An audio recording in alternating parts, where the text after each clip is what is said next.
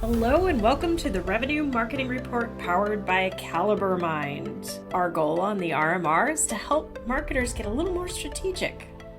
Today I'm joined by Alisha Conlin. Alisha, thanks so much for being here. Can you tell us a little bit about yourself?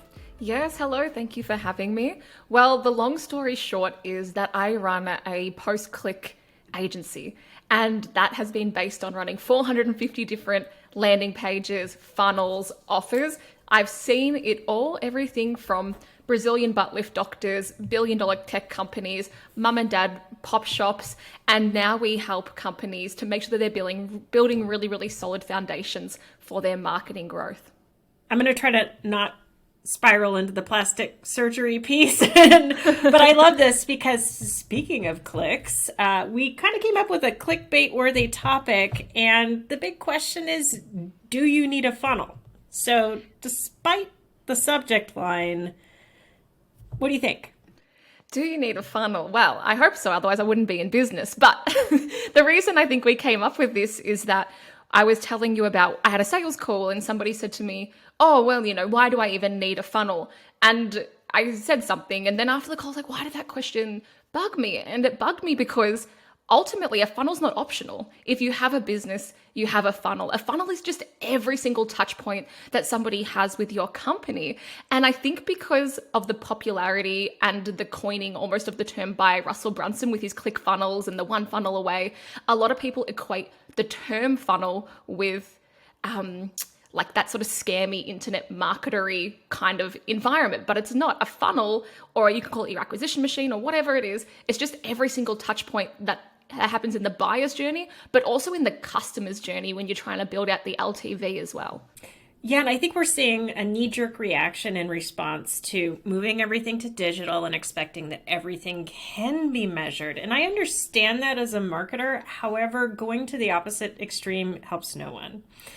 So for example, when we talk about nailing the basics, one of those basics is making sure your lead form goes somewhere. Am I the only one who's been a consultant and seen the lead form go nowhere?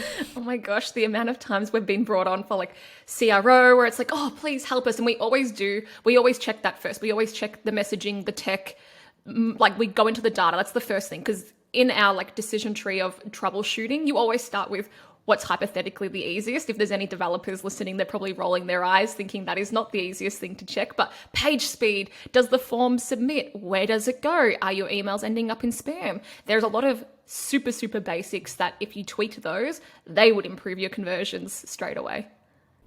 Oh gosh, and there's so many things that add a digital presence is so important. I've seen websites where www doesn't have the security certificate and isn't secure. I've seen forms that go nowhere and they're just stored on the website.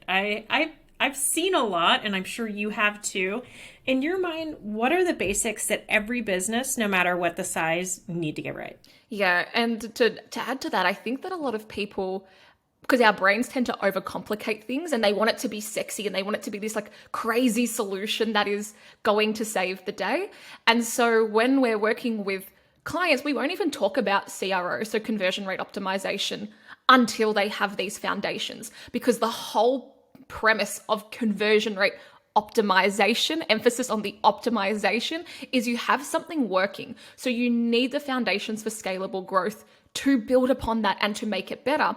So what those four foundations are that we really focus on is your target market and getting obsessed with them. In their words, how do they describe their pain points, their hopes, their dreams, their fears? And ultimately, what's the dream outcome you're pushing here? Because nobody sells a product or a service, right? We all just sell entry into that desired after state. And a lot of people forget that, especially in SaaS. Like, oh, this product and its features, blah, blah, blah. And it's like, no one cares. Like, what is the dream outcome? So that's pillar number one. Number two is the positioning. And it's been coined before, so we didn't make this up, but that radical positioning. So how do you stand out from the noise? And how do you not just become, especially in B2B, just another piece of like information in that war for attention? So a lot of businesses are scared to stand out. They copy their competitors and they just want to stay They just want to stay like status quo. But the thing that stands out from a persuasion and a psychology point of view, or the thing that gets results, is what does stand out. So how can you create positioning?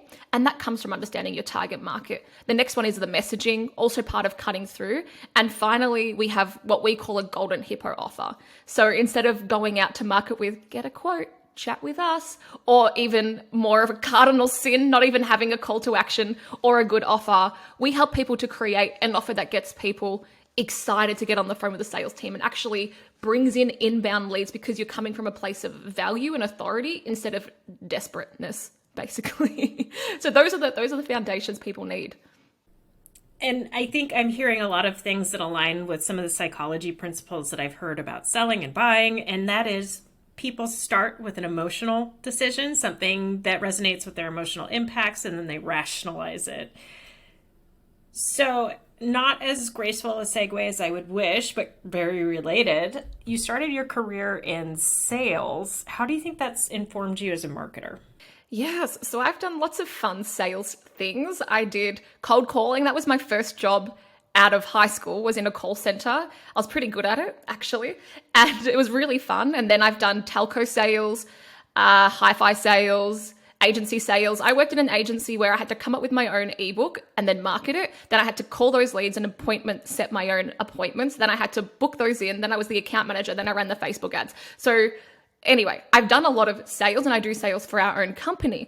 And what I find is that marketers that have never done sales, that's where the disconnect starts to happen with, why are you marketing? What is the point of your marketing? The point of your marketing is, one, to serve the business and the business's objective, but it's to create scalable, predictable growth for that company. And how do you do that? You do that by, if you're lead gen, generating highly qualified leads. And just, I think, having that appreciation of sales, because sales is such an ugly word, especially to a lot of women, and it makes a lot of us want to have a cold shower because we feel gross. But what I learned was sales is servitude, sales is service, and sales is helping somebody find a solution to something. So I truly believe that if you sell something that genuinely helps people, you have an ethical and a moral responsibility to get that into as many hands as humanly possible.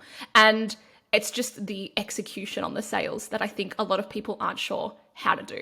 So that was my long story, the TLDR, like what did it teach me? A lot about human psychology and what motivates someone to take action, because you're always selling something, whether it's your proprietary system, whether it's to download an ebook, whether it's to take up a call. Even if you're a marketer, you are always selling and persuading someone to do something.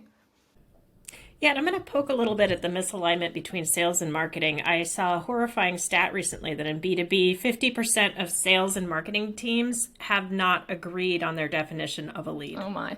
I think some of this stems from a lack of empathy for somebody who's carrying a bag and interfacing with customers all the time. What blows my mind is when people refuse to listen to sales and take their critique at face value. And what I wish a lot more marketers would do is treat the situation as if where there's smoke, there's fire.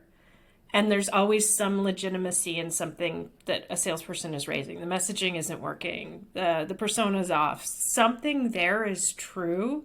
Keep working at it. What else do you think we could do to help marketing and sales align a little bit better? Yeah, and this is such an interesting topic. And I've had this conversation with quite a few other business owners who have the same, whether they're in an agency, they have the same problem with clients, or they have their own company. And so when we've gone in and helped really big, even billion-dollar brands like to scale, this is usually where we start. So one, it's what you said as well, is that shared language or that shared vernacular. How can you improve something if you're not even on the same page of what it is that you're trying to improve?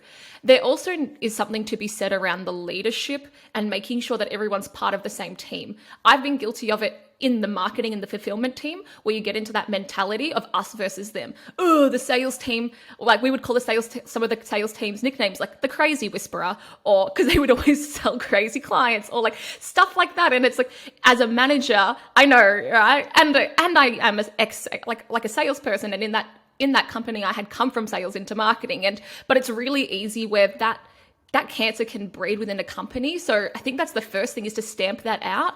How can you do that? some people recommend having a head of sales and marketing that understand both and bring the teams together. But there does maybe need to be a conduit between the two. But I don't have an answer to that specific thing. Shared language and consistent feedback loops. And if you're a marketer, show the sales team how you're implementing and executing on their feedback, or they're never going to give you feedback. And yes. And the other thing is, ask good questions, get good answers. Don't expect, the sales team are not marketers. You, as a good marketer is a good detective, and they ask good questions. So you should be able to go to them and find out what the target market's saying. The reality is most marketers have never spoken to the target market. And then they think, keywords, I think, that they can go and make marketing campaigns that are going to resonate with them, and they've never spoken to this person. Your marketing is it's meant to feel one-to-one. It's meant to resonate with them. And your sales team is a gold mine. Now, I've been on another podcast where the host says I sound like too much of a sales team empathizer sometimes. So on the flip side, it's important for the sales team to be really plugged in, but both of them, with any persuasion and human psychology, it's just what's in it for me. You just say to the sales team, I want to get you better leads. What would your life look like if the people that came to you had XYZ? Tell me about the best leads you get. Tell me about your best sales. Tell me about a dream lead. What are the questions they have? And then once you get that feedback, it's the execution, right? Go put it in the FAQs. Make an awesome thank you page that congratulates future posts, talks about next steps.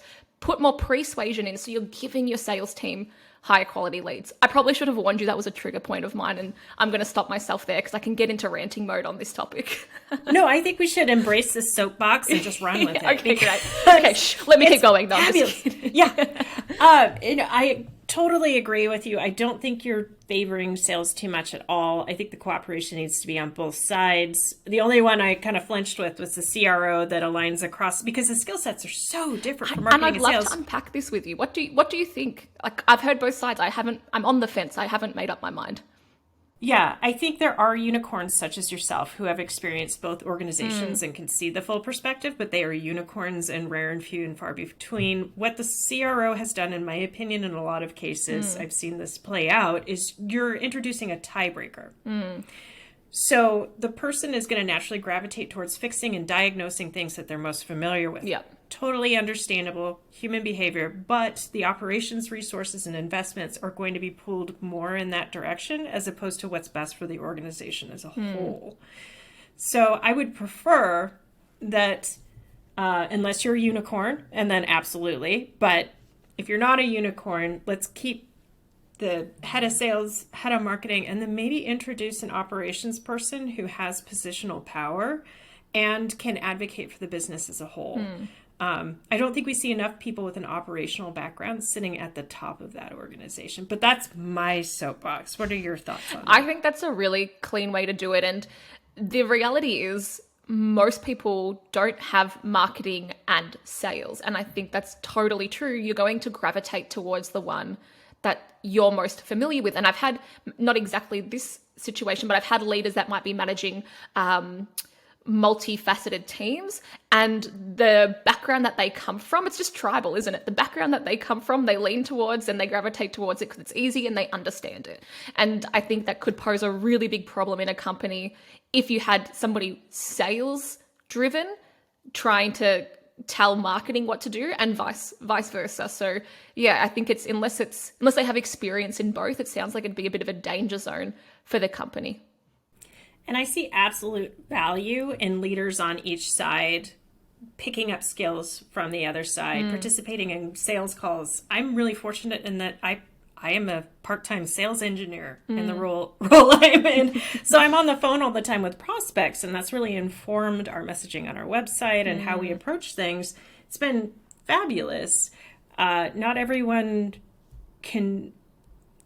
has the time and inclination to do so, but if you do, there's nothing to lose by participating a little bit more heavily. Exactly. And to wrap that in a bow, I do believe that the job of marketing is to make sales superfluous, aka there doesn't need to be hardcore sales where your team needs to be hardcore hustle, Wolf of Wall Street, banging on the chest, testosterone fist bumps.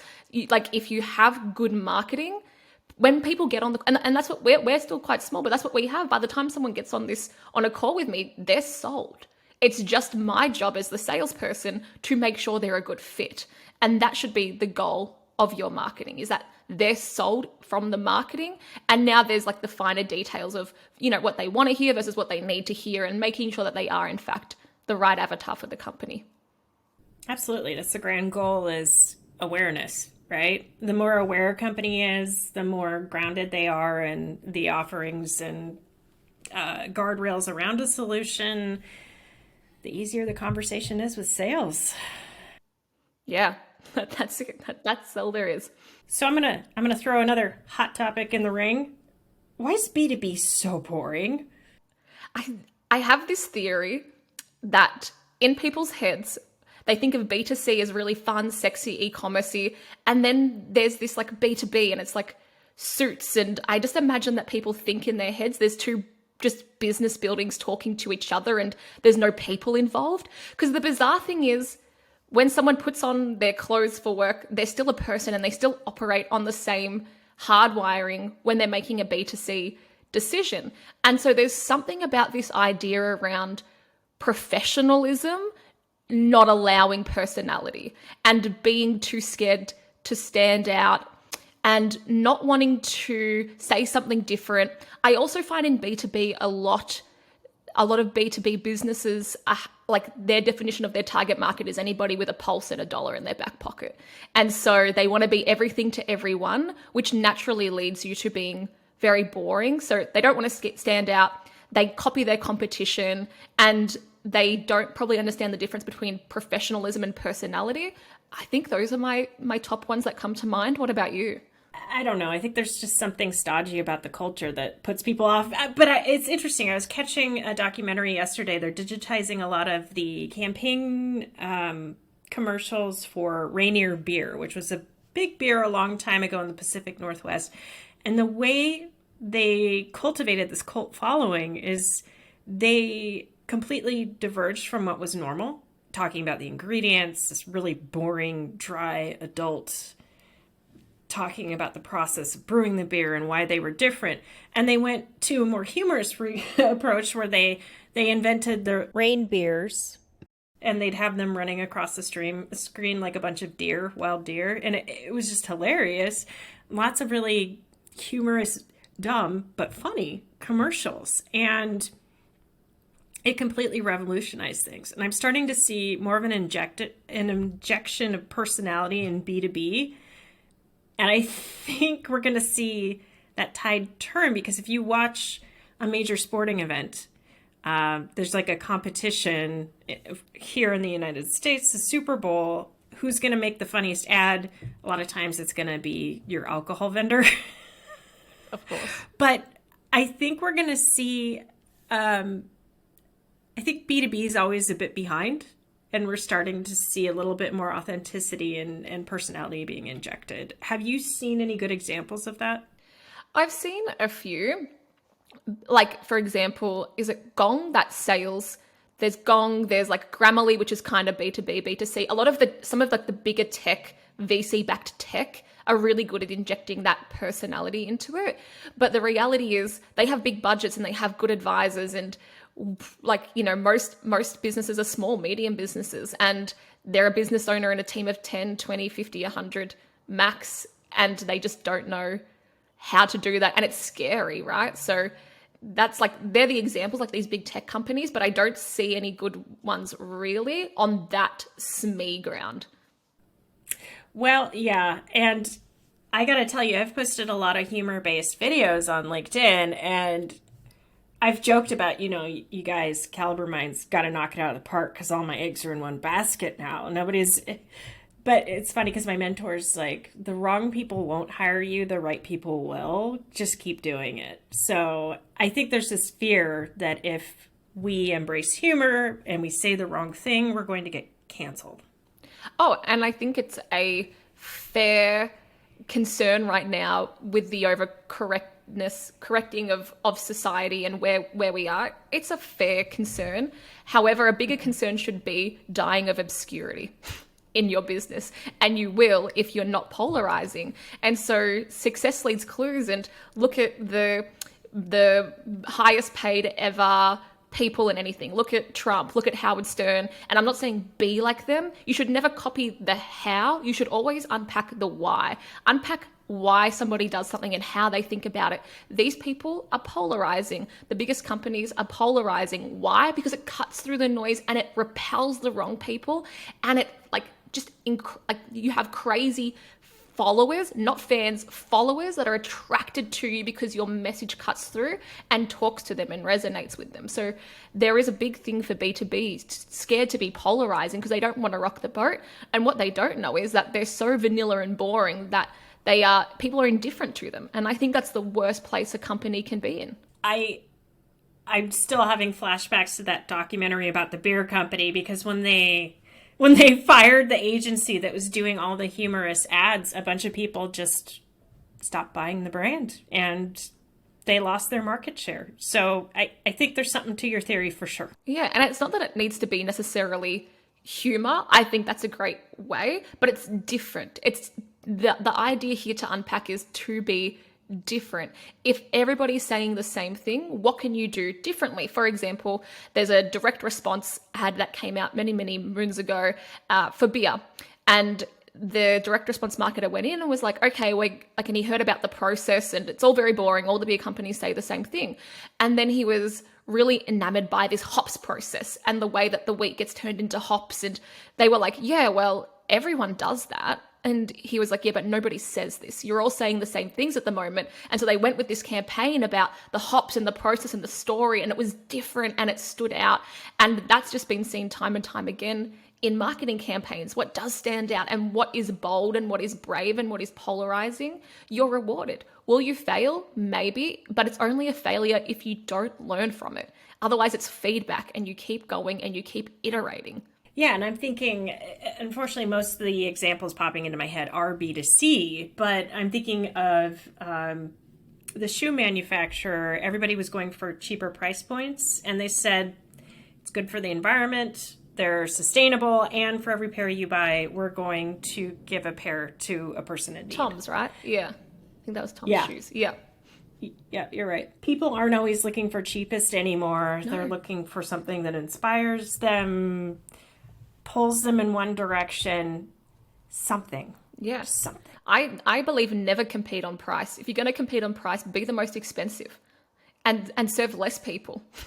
That's to work with us, it's very expensive. And the service and the results back it up. But if your marketing's good enough, you persuade people and you don't have those issues because you're attracting the right people. And that is probably the issue with a lot of marketing, is they're casting such a broad net. You're bringing in those tire kickers, you're bringing in those penny pinchers. When if you really spoke to who is your dream avatar, and this is a bit of a epiphany we work with clients on, we'll be like, okay, who's your customers? And I'll go, cool, but who's your dream customer? What's your 80-20 rule? Like, who do you want to attract more of? What should we magnify on? And then that's where the magic happens, because if you go out and you fish for whales, but you use bait that's going to pull in some other crappy fish, I obviously don't go fishing, and analogy broken, but if you want to get whales right, you need whale bait. And if you go out there with trout bait, is that a good fish? I don't know. But if you don't want trouts, don't use trout bait, use whale bait. It worked. I understood what you're saying. I've obviously been fishing. Yes. So touching on the 80-20 rule, love that. Would love to tie into something we kind of glazed over earlier but didn't really dig into, which is figuring out the offer.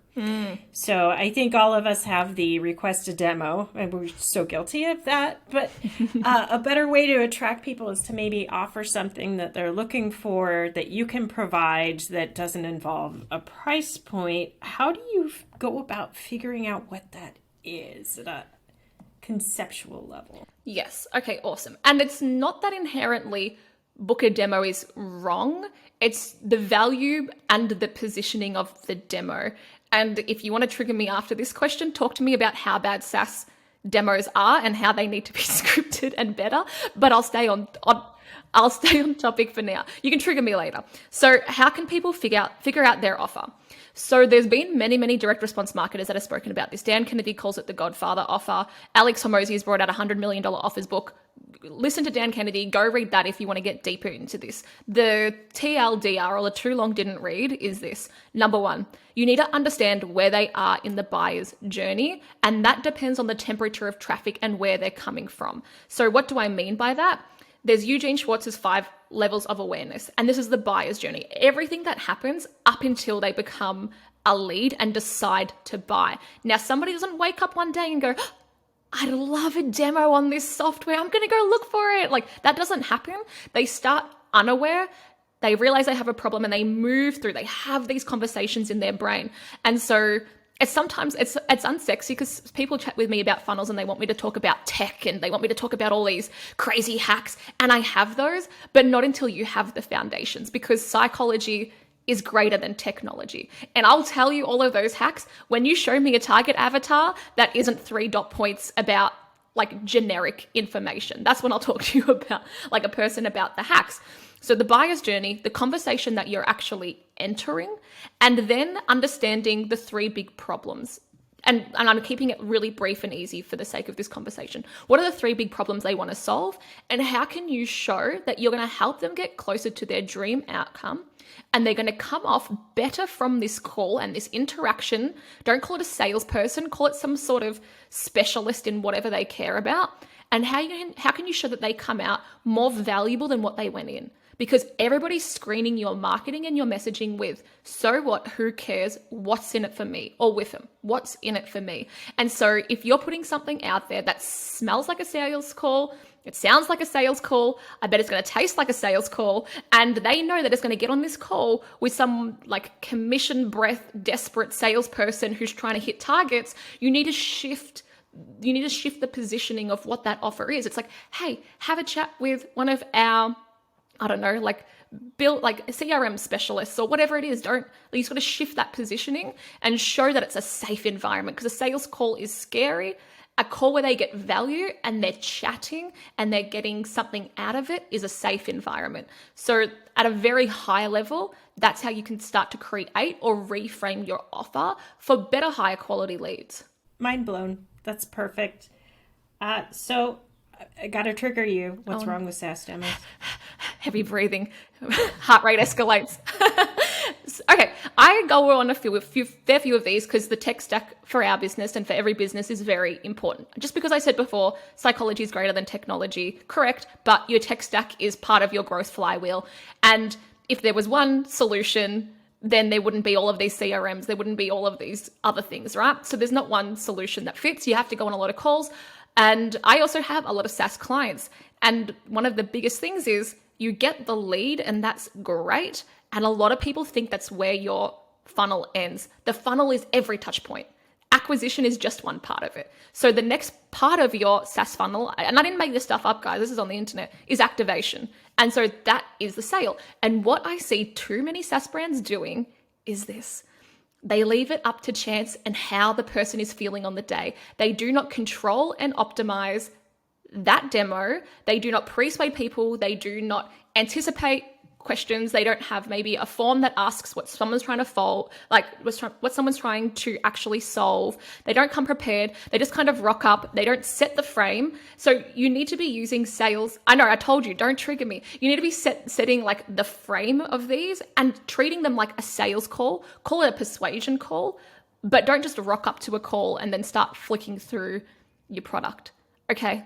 Yes. I think I can stop now. No feature spewing. Yeah. No. Yeah, I enjoy this. And I'm no feature spewing. Oh my gosh. Like, find out what problem they're trying to solve. It's feature and benefit people. Like, feature and benefit. What's the benefit? What's the dream outcome? And then show them how your product gets there. They don't care. Like, I bet if you look in your stats, people only use 20% of your product anyway. People don't use the crap you're showing them. Only you're excited about that. Find out what they're trying to solve and then sell on that. Okay, I'm going to let you talk. Talking stick to you. Rant end. You said it all. I'm just impressed. It was good. It was really good. So where can people find you online to network? So any social platform with my name, Alisha Conlin-Hurd, bit of a mouthful, probably in the show notes, but I'm on Twitter, I'm on LinkedIn, I'm on YouTube, the TikToks, the Instagrams, and a lot of this information we give for free. Our YouTube videos, while like a lot of our content journey is new, we're ramping it up, and We give all of this for free. We genuinely are on a mission to help good businesses that have good products, good services that help other people to reach more people. Too many businesses die. They fail because they don't know sales and marketing. And we're so passionate about changing that. And I think too many people go out there with shiny objects because they just want to make money. And they just go out and they want to sell you something crazy new that sounds sexy. I have more of a no BS reality check to it, because the honest answer is, like, I live in the real world. And if marketing and sales and business was easy, we'd all be doing it. We'd all be in the Bahamas, cheesing our mojitos, thinking about how easy it is to sell to people online. So you can find me on LinkedIn, YouTube, and our website is persuasionexperience.com. If you would like me to give you an unfiltered opinion about your funnel or website, you speak directly with myself or my co-founder. No sales dude bros, I promise, and I'll make sure you leave with value. I'll practice what I preach. Follow, visit, subscribe. This gal has it figured out, and you are headed towards mojito heaven. So I just love this. This is great. So thank you for being on the show. We appreciate it. For those of you listening who've enjoyed, please tell 2 friends, rate, review, subscribe. It does make a difference. And for those of you looking for more great content like this, check out calibermind.com.